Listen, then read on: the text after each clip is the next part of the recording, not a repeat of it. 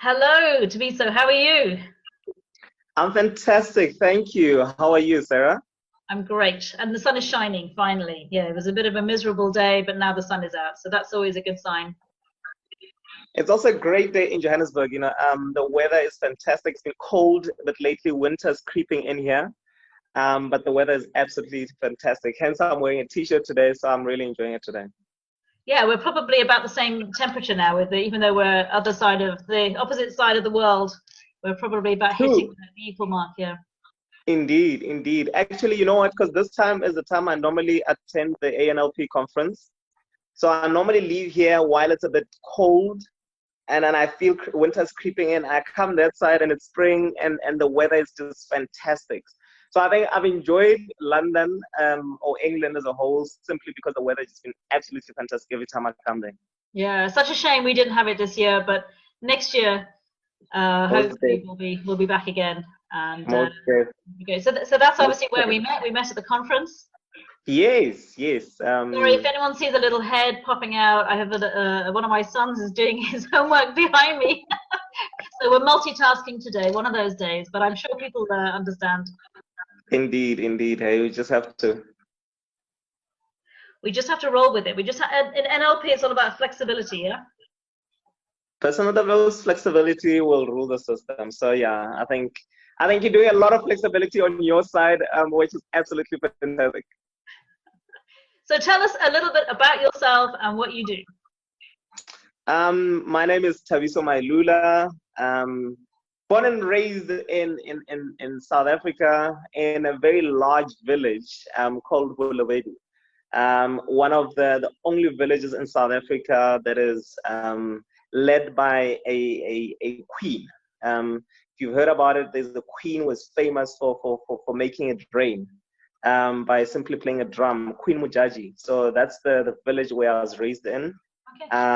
And yes, coming from a lovely family of five, and I'm the firstborn. But yeah, with a background in psychology, I studied psychology, and later in 2013, bumped into NLP and fell in love with NLP, and have since then grown in using NLP through my work in the mental health sector, and I've eventually led to this place where I birthed my baby, which is the Subconscious Frequency Academy. And that is simply an academy that trains people to become certified life coaches and certified NLP practitioners. Yes, since birthing that, I also won an award at the ANLP. That was amazing. I was International. there that year. It was fantastic. Absolutely amazing. I think for me, that goes as the most amazing time in my life. But I mean, even your trip to get to the conference was pretty spectacular. The story behind that.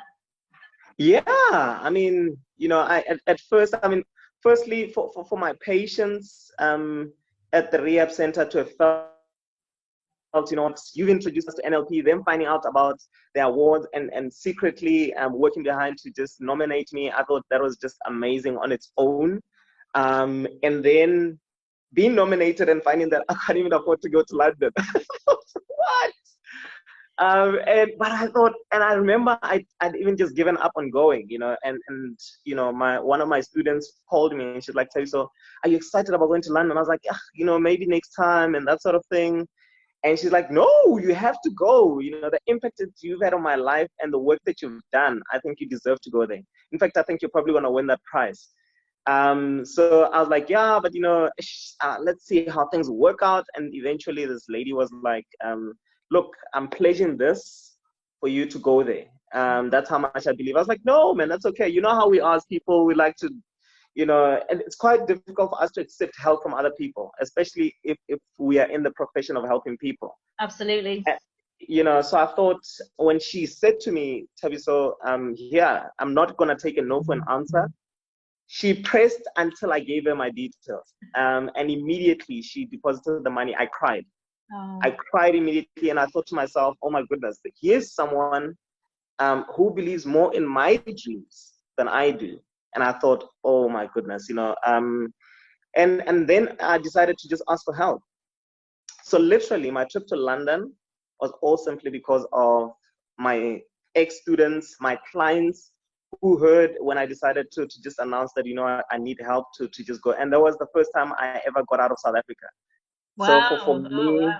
it was just a spectacular occasion, and just, cherry on top. I don't even know if it's a cherry on top or the crown or whatever it is, was just, I think, winning the award, because I think, remember, I was nominated for using NLP in the healthcare sector, but I didn't win the award. And I was crushed, I was crushed because I felt, for me, I remember saying to people, I'm going to London to collect this award. I'm not going to London just to be there. I'm going to London to collect an award. And I think sometimes if you say certain things into the universe will conspire to actually just make it a reality. Only to find out that there's a surprise award, which for me, I thought was even better They than that award. created an award especially for you. For me, and I think for me, that whole journey made me realize that, sometimes we do things and we don't think people are watching, but I realized that even when you don't think people are watching you, there's always somebody who's watching, somebody who might be willing to open a door for you, somebody who might be willing to give you an opportunity. And that for me was just, truly amazing to realize that people may be inspired by simple things that you're doing if you're just consistent and genuine and authentic. Absolutely. And I was no, just, you were definitely the star of the show that year, for sure. Everybody fell in love with you. Just your energy and your spirit is very infectious. Thank you so much. I think for me, it felt like, for everything that I struggled with in my journey, I mean, the things that I struggled with, the times in my life where I felt like giving up on life, not on my journey, and all those things, that moment made it truly worth it. And because for me, I felt that was the first time in my life where I truly felt acknowledged. I felt I had to travel out of South Africa for me to finally just be acknowledged, for who I am, and simply because that was just for me, for who I am, not for the work that I've done. It was simply just for who I am. Yeah, but it was And a I reflection. think, It was a reflection of all you've achieved, and in a very, very short space of time from an NLP point of view. true, very true, very true. So I think my journey has just been, nothing but a blessing. And yeah, I'm grateful for everyone that has played a journey in my role to where I am now. And I'm sure all of that experience, and you've really had to call upon that probably in recent times as well. Indeed.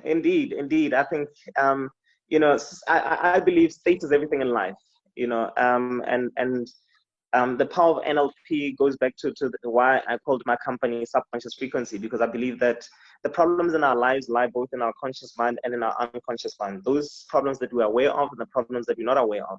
But how we resolve those things, the power lies in our subconscious mind. And that's where the change lies in. We can create change in issues that we're aware of. We can even create change in issues we're not aware of, simply by accessing by our subconscious mind. And for me, that memory on its own carries me through some of the challenges that I find in life, just reflecting on just that moment, because then I realize that I'm enough, I'm good enough, I'm better than good enough, and that, especially during these times, has just reminded me, even when I felt like, oh my goodness, this is quite challenging, I'm reminded that, dude, you're better than good enough. And so many people, they too are better than good enough, and they don't realize it. We have these limiting beliefs that we've adopted from wherever. We can't. It's not about blame. It's not about who made us feel this way or that way. But it's one of the most common things that I have definitely dealt with in my own practice. Is people believing that they're not good enough in some way, shape, or form, and having that hold them back really from their amazing spirit and their the journey really that they're destined to be on. True, very, very true. It's amazing how we allow what people say or do to define who we are. I think in my journey, I remember immediately when I resigned, because just to share a little bit about my journey. So what I did is, while I was working at the rehab center, I worked at a rehab center for people with mental health and addiction problems. And while I was working there, my job was basically to reintegrate them back into society so they can just live normal lives. So just equip them with social skills, coping skills, and holistically for them to be able to go and cope and sustain themselves outside. So part of that journey, as I was setting goals with them, they said, no, we also want to hear your goals, because I decided I'm not going to treat these people as patients. No. I'm going to treat them as friends, because if I'm going to reintegrate in society, I don't want you to have a relationship with me as my patient. So we're going to be friends for life, and I still have those friends for life. So what I did is, as I was sharing goals with them and so forth, they said, no, we want to hear your goals. So I was forced to actually just share my goals with them. And my goal was to be an NLP trainer. I was so passionate about training, and I just loved it. But then I only had my NLP practitioner certification. So I wrote it down. Believe it or not, 3 months later, the academy that trained me calls me and they said, look, Thabiso, we've been watching you, and we're just inspired by your journey, and, we'd just like to sponsor you to do the master practitioner with us and the trainer. Wow. I was like, what? And I went through it. I did all of it. Immediately when I finished, they said, look, Thabiso, we want to expand into Africa and into USA, and we want you to be one of our trainers going there. And I thought, oh my goodness. At the same time, I was asked to be acting CEO. My CEO was suspended, so I was asked to be acting CEO at the time. He eventually got fired, and in that same position, I found myself having to choose. Do I take the CEO position, or do I go and become an NLP trainer? And I realized then, if you don't know what you want, it's quite easy for you to actually be sidetracked by something that looks more enticing. And that's why I chose the journey.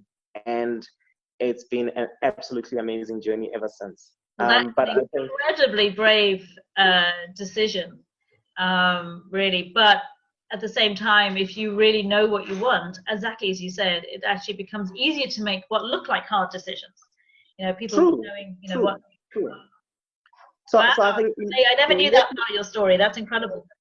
And I think, okay, we're sorry, my internet just dropped out. That'll happen. So if I freeze, it's because but it's okay. It doesn't affect the recording. Okay, great stuff. So part of that, so I resigned, and the company I was supposed to join for training had some restructuring. They could not fill up their courses. Believe it, till this day, I've never trained one day for them. So I resigned, and I found myself as an entrepreneur with no work. And that's where I started. At that point, I felt suicidal. I felt like I'd failed, and I'd been helping people, who wanted to commit suicide to find value in them living. And at that point, I felt like maybe giving up was the best decision.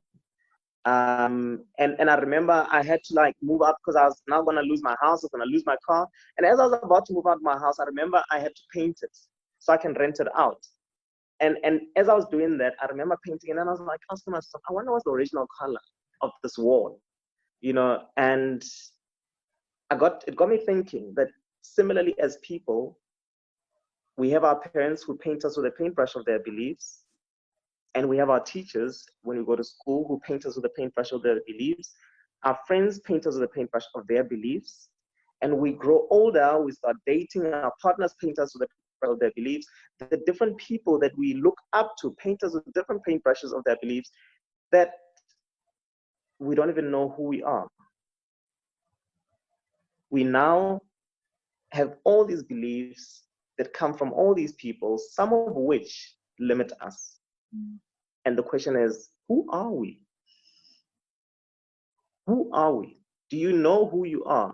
And that got me to reflect on help, to start reflecting on me, and what are some of the beliefs that I've taken from the people that are not serving me, that are not helping me grow? Because I think who I am needs to come from, I think what helps me grow.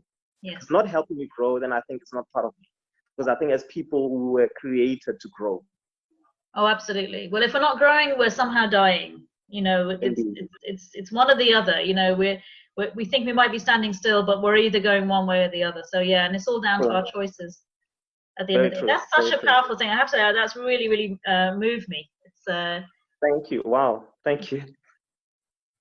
So obviously I've invited you onto the breathing space because I created this page to help people get through, probably for some people will be one of the toughest challenges of their lives is being in this current lockdown situation. I know that the government here is still trying to not call it lockdown, but everyone is calling it lockdown because for some people they are absolutely locked into their homes and you know, they haven't really left apart from food shopping.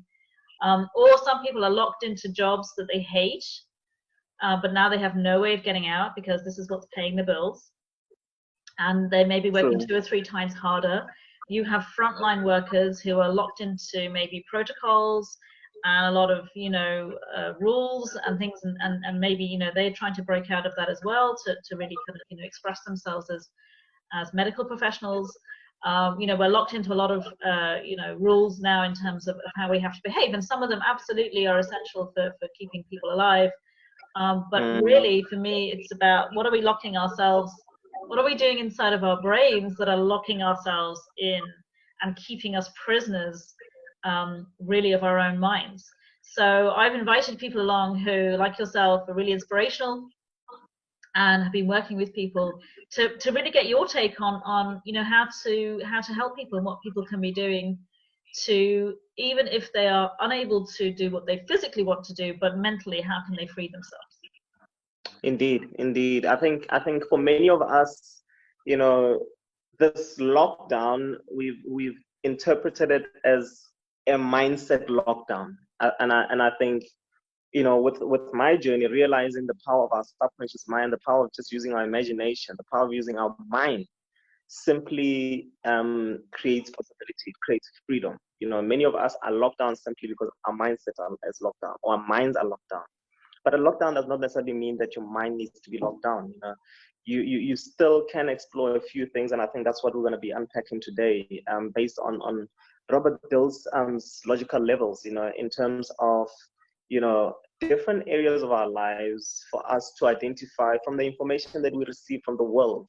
You know, in fact, whether where the problem is coming from, or where we need to work or focus on for us to get to where we want to get to. And many of us, based on these logical levels, either remain stuck or we can actually create the change that we want.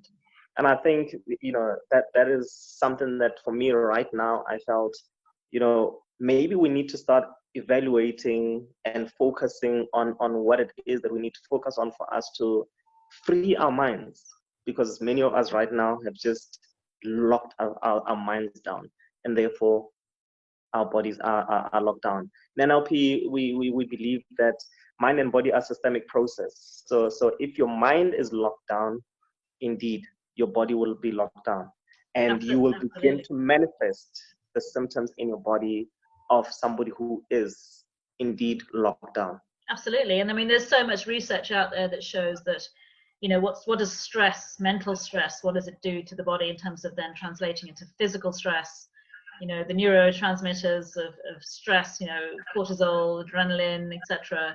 You know, and the impact that has on us. And obviously, for me, the only thing we are in control of course, is ourselves and our reaction to things, and taking responsibility now for our own health, which includes mental health, absolutely 100%, is so important, and giving people the tools to really take on that responsibility fully. Indeed. So that when the world is back open again, you know, we are as strong, you know, physically and mentally as we possibly can be, exactly as you were saying at the beginning, to be able to grow and hopefully not go back to the original mindset that we all had before this.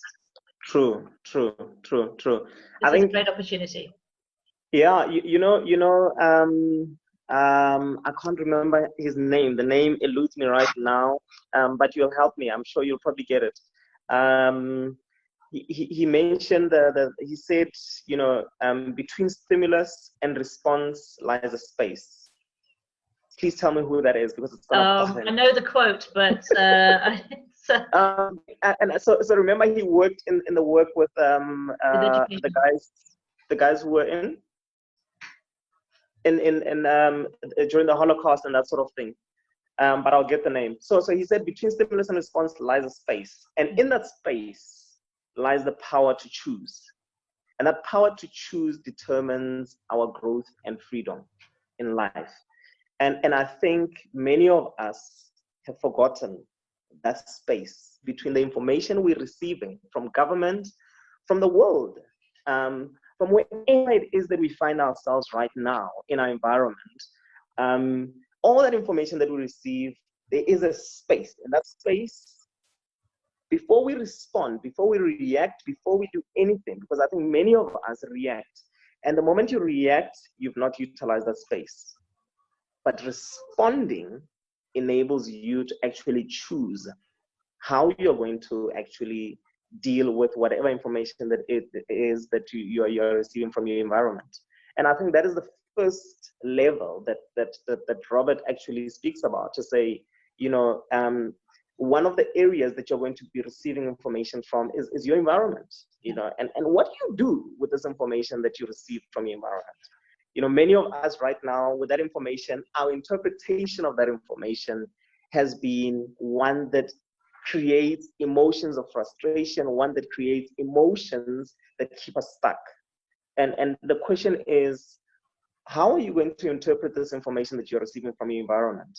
And what are the things that you may even begin to change for you to actually interpret this environment differently? One thing I realized recently is that, in fact, one of my strongest senses is smell.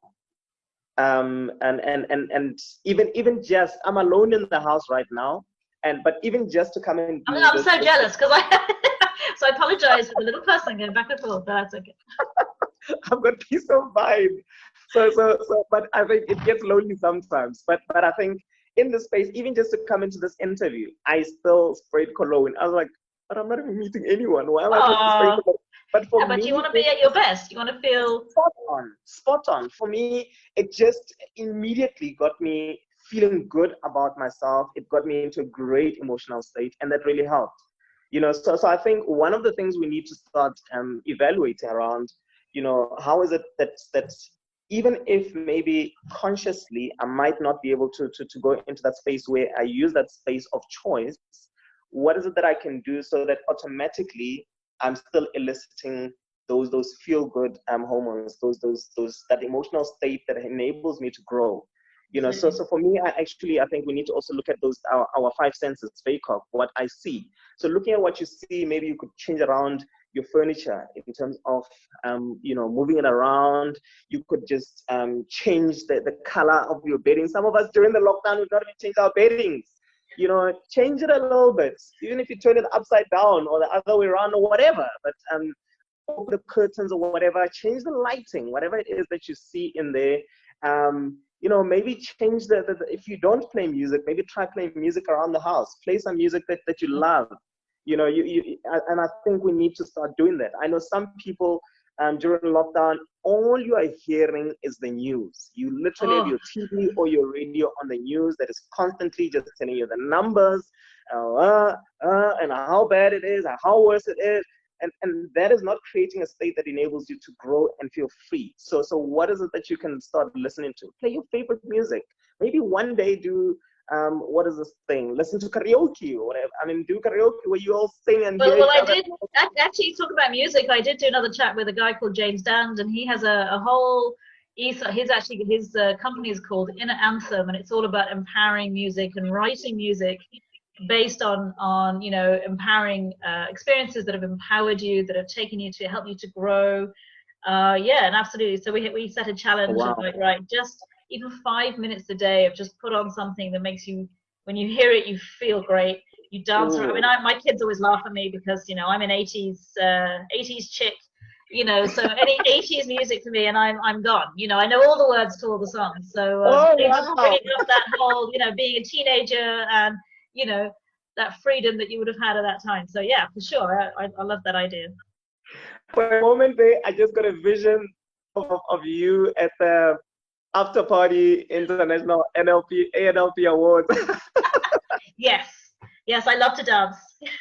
Not saying anything further. But That's anyway, okay. yeah. I don't think there were any cameras present at the time, so it's fine. You can just keep that in your head. It's okay. But it's interesting about smells. Smells, I mean, we know from research as well that our olfactory sense, the sense of smell, is actually connected directly to our hearts. Oh wow! It I actually actually didn't triggers the know that. neurons, yeah, in the heart. That's why the perfume Wow. industry and it's such a major money maker, because smells do evoke emotion. Wow, When that's it's actually like quite if my amazing. mom's been to stay and she's been here for a few weeks and then she leaves, whenever I go into the guest bedroom, I can still smell her perfume, and it makes me miss her Wow. even more when I can smell her perfume. So yeah, it's amazing. Or you smell something and it takes you back to your grandmother's kitchen when you were a kid. Yes. It Oh, just evokes that. It's amazing. It's not happening, but it brings up these emotions. It's so powerful. it's I don't have a sweet tooth at all.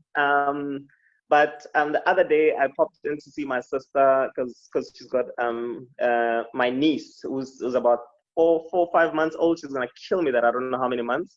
But yeah, 4 or 5 months old, somewhere around there. So I usually just pop in just to go and see how they're doing. But when I got in, oh my goodness, there was a smell of, I don't know if it's cinnamon or whatever, but she was baking. And I was like, oh my goodness, this smell is just absolutely amazing.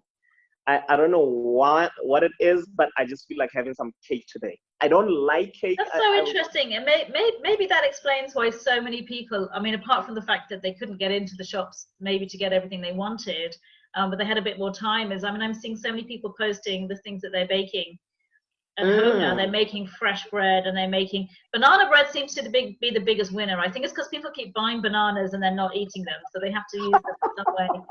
But it's just use them to bake.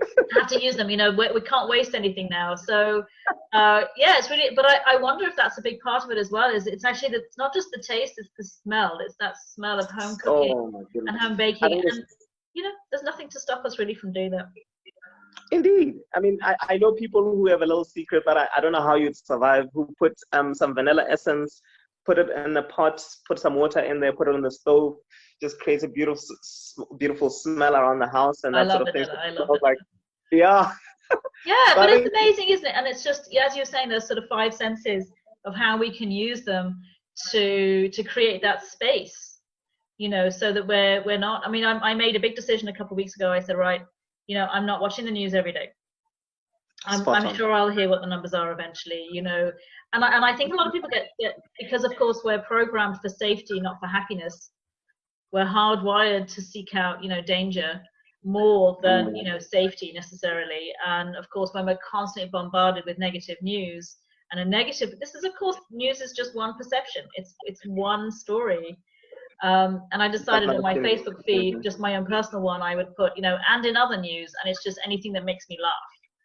I love that. Because it's not all bad, and it's not all dangerous, and it's not going to affect everybody. And it's this whole thing of we will never, the language, and of course in NLP, we understand that language, the power of language. And when we hear things like, we will never be safe until we have a vaccine, something like that, that's not a truth. That's just an opinion. True, very true. Just an opinion. And of course we can be safe in other ways. And of course then there's a horrible assumption of, if we never find one, we'll never be safe. And it's, of course, the reality is there's lots and lots of things we can do to keep ourselves and other people safe. And I think indeed, I think right now in this situation, there's certain information that we receive that we cannot control. Absolutely. Whether we're going to receive it or not. And if it's not helping you grow, then you've got that choice to make. However, I'm saying in your current environment right now, why don't you change the stimulus? Why don't you change and be in control? Wherever you have control right now, change the information that you can receive, that you receive right now, so that you are now able to feel the way that you want to feel and behave the way that you want to behave. So I think there's certain information that we cannot control from our environment. And yes, then I need to utilize that space of choice. Then you also have the power right now in your home to control the stimulus or the information that you receive through your senses. Let's start practicing that. And I think then we begin to create change. And you might be having change simply, you might be having problems during the situation simply because of your environment and the information that you are receiving in your environment. So if that is you right now, maybe just start exploring what is it that you can begin to change. Because I think, yes, there is information that we receive that we cannot control. There's information that we receive that we can. Maybe let's start focusing on what we can control, because that gives you a sense of power. And that's what we need as people during this time. Absolutely. I did a talk a couple of weeks ago, and I was talking about the 6 human needs, and we have our basic need for certainty, but we also have the need for uncertainty. But the reality is, if we are unable to cope with a huge amount of uncertainty, which obviously is what's going on, then we go more into fear and trying to control things. So the reality is, what are we actually in control of? And exactly as you said, we are in control of what our choice. We're in control of what are we bringing in immediately around us, our environment that we're living in. And the more we can actually go, yes, I can control this, and therefore I will, and I'll do it in a way that helps me, and everything else is out of my control. Me being worried and stressed about it, it's not going to change it. It's just going to change me and how I'm feeling. Spot on, spot on. I think we have 3 choices every single moment of our lives that we're making. Change it, accept it, or ignore it. Yeah. And you decide what you do. Every moment of your life, you decide what you do with the information. Well, if you're not happy with it, change it. If you fail, okay, this is helping me grow, accept it. Or if you feel like, I'm ambivalent about this, but I can't really do anything about it, and I'm okay with it, then it's fine. But some really is just absolutely meaningless. It's not helping me, ignore it. Switch it off. Turn off the volume in your mind and say, this really is not my cup of tea, and I'm okay with that. So yeah. Awesome. Fantastic advice. And everything I've kind of aimed for with these with the breathing space talks is to have very simple but powerful concepts or ideas or little strategies and tools that people can use. And of course, these are just the tip of the iceberg when it comes to NLP, because NLP is so much more than just our conscious thoughts. We go down into the unconscious, and it's incredible how you can find a little nugget of something that is holding up all of these problems and all of our frames of reference and our lenses that we see the world. And when we find it, and it's amazing when that gets flipped, or it gets a new perspective on it that changes the meaning, and the emotions disappear, all of these things disappear. And I love it because, like you, I fell in love with it from the minute I found it. And it's all about empowering, giving people the tools, so you cannot empower somebody, only they can empower themselves. Indeed. You can give information. Indeed. And it's up to that person. Again, they can ignore it, they can accept it, they can use it, they can, whatever people do with it, that's entirely up to them. Indeed. And I think, going back to the logical levels, with this information, we are finding ourselves behaving in certain ways that we are not happy with. Some of us during this lockdown, there are certain things that we would love to do that right now, even now, we still can't find the space, time, or even the money to do what we want to do. And the question I ask is, if you're struggling to find the space, time, or money to do this, is it really important to you? And what is it that you are saying is important to you? So many of us right now are not finding the time to do things that will help us grow. Yeah. Simply because we are afraid. We are afraid of actually taking responsibility and accountability. Yeah. I always say this, there's always something or someone to blame for why you are not getting the results that you want in your life. But many of us are engaging in behaviors that we know. I know that it's not good for me. Yeah. I know that this is not helping me grow. I know that this behavior is going to get me into trouble. I know that this behavior is going to keep me stuck.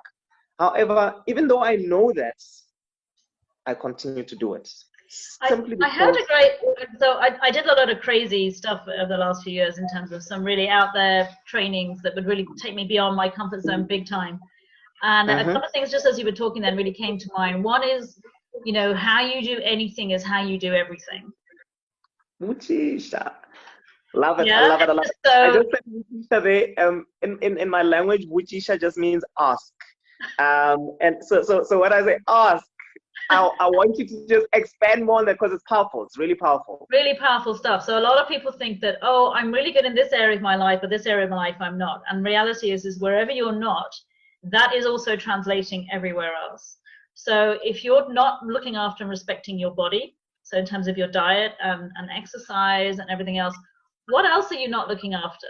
There's some other areas that you need to have a look and see, actually, you know, I'm not taking care of that as well as I could be. I'm not, you know, so if we're making excuses in one thing, we're going to be making little sneezes behind me.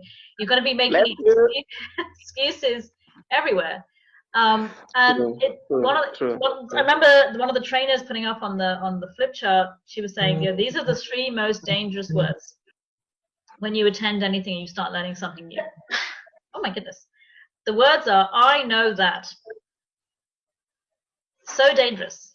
So someone might be listening to this and go, yeah, I know that. Yeah, I know that. Ooh. Ooh. But the danger is and the reality is, if you know it but you don't do it, you don't know it. True. I like that. I need to make a note of it. It's okay, it's recorded. You can watch this later. So the reality is, it's not I know that, it's I've heard that before. Okay, so I've heard that before. Okay, now what does it mean to me? Because every time if you keep hearing the same thing and you're still not doing, you don't know. You've heard it at one level, and sometimes we have to hear something 10, 20, maybe even 100 times. And eventually there'll be a perfect storm. We'll be in the right place. And the penny will drop, and suddenly it's like, okay. And then we do. And when we do, we really know. So whenever I hear myself going, yeah, I know that, it's like, okay. I haven't really taken it on board at a deep level. And it's something for me to look at. Because all of us are growing, you know, just because we're a trainer, so what? We're still human beings. We're still growing. But it is that thing of how you do one thing, how you do anything is how you do everything. You know, it's not about compartmentalizing. We have to recognize we have the same patterns actually running the show. And when we become aware of the pattern, that's the power. We can then go, right, this is a pattern. I'm responsible for my patterns, nobody else. Take on board that responsibility and go, okay, what do I need to change at a deep level that can change that, finish that pattern, be done with it, we're finished, and then we can actually grow and we can get to the next level instead of blaming, complaining, or justifying. True. I think you're absolutely profound right there. You know, we don't know what we don't know. That can be, yeah. We don't know what we don't know. And somebody might be sitting there thinking, no. Yes, I see that behavior there, but I'm not doing it here. But the thing is, there are behaviors that you're engaging in right now that you are not even aware. Absolutely. It's a strategy. Yes, you're conscious of it. You're aware of it there, but you're not aware of it in other areas. And until you start looking at, and that's why NLP is so powerful, you start looking at other things that you're doing in your unconscious mind, and the moment you start going that deep, oh my goodness, then you start becoming aware. Yeah. I always feel like every time I learn something new, it's like my lenses get clearer. Yeah. You know, it's like I keep taking my glasses off, cleaning them, putting them back on, and going, oh, okay, now I have another lens. And then I take them off and I clean them, and I don't see again, there's something else I haven't seen. And it is about really being able to accept that absolutely we don't know what we don't know. And there's something out there that we don't currently know yet, but when we learn it, it can unlock our potential and you know who we are, and really to overcome some of those self-defeating patterns and that self-sabotage that so many of us are exhibiting. Thabiso, I could talk to you for a week. This conversation has been fantastic, and I feel so uplifted, and I really hope that the people out there who are watching this get something as powerful out of this that I have as well. And you're an absolute star. You really are. You're such an inspiration to all of us in the NLP world, and hopefully out of the NLP world too, now that your story is out there. So we're going to put some links. So if people want to get hold of you directly, you will have your website page, your email, stuff like that. So we'll give some contact details, and I know you have a Facebook group as well. And yes. You've set a challenge for people as well. Is it a 30-day challenge? Yes, a personal development 30-day challenge. I think that will be Anyone can join in on it at any given time that you feel like, you know what, I want to go through this journey. I want to challenge myself to start working on different areas of my life. Because I think, especially this time, you know, many of us right now are not working on certain areas because we feel we don't even have the time. But however, I think now, one way to look at this situation we find ourselves in is it's a blessing that gives us time to work on ourselves. The one person that we've neglected, you know. So I think for that is a challenge that enables you in your own pace to start practicing certain things that will help you grow. You know, the reason we said how you do one thing is how you do everything is because there are certain things that you do unconsciously. They've become habits that are keeping you stuck. And those things could be your thoughts, emotions that you keep on creating, or behaviors. But now the moment you start changing those behaviors, you start creating different emotional states and you start changing the way you think, because the power lies in changing the way that you think. Then you'll be able to change your entire life. So that is just something that I've created to help you start creating change from the outside, just from your behavior and in your habits, so that you can just start changing the way that you think. Absolutely. And so many times that they're small, but they're powerful. You know, it's small change, Indeed. big results. Indeed. You know, Indeed. it doesn't have to be this big, huge effort. And I think a lot of people, you know, think that if they change, it's going to be so time consuming and lengthy and difficult, and it's going to cost money. And the reality is sometimes, I always love the thing, which is actually change happens in an instant. It's all the stuff we have to do beforehand that gets us to that moment where we make the choice to change. That's what takes all the time. But the actual change itself, it can happen just as quickly as that. True. So I'm going to say goodbye to you. Thank you so much for being on the breathing space with me today. It's been an absolute pleasure and an honor. And will you come back again? Maybe we can do another talk in a few weeks. Indeed. I'm always available. I enjoyed this. I really enjoyed this. I felt like, oh my goodness, we could talk forever. It just reminded me of the morning. The morning we sat and just spoke about our different journeys, NLP, what we've learned. I think it's amazing because even while we're talking like this, I mean, obviously the aim was to share and inspire people, but I learned a lot just through us engaging in this manner. So I think it's quite profound. I'd really love another opportunity for me to come and learn, but also share. That would be awesome. That would be so awesome. Thank you. Thank you so much. Have a fantastic day. And my new saying is now, stay safe and stay sane. Thank you. I intend to. So yes, do the same. Okay. We'll see. Thanks. Bye.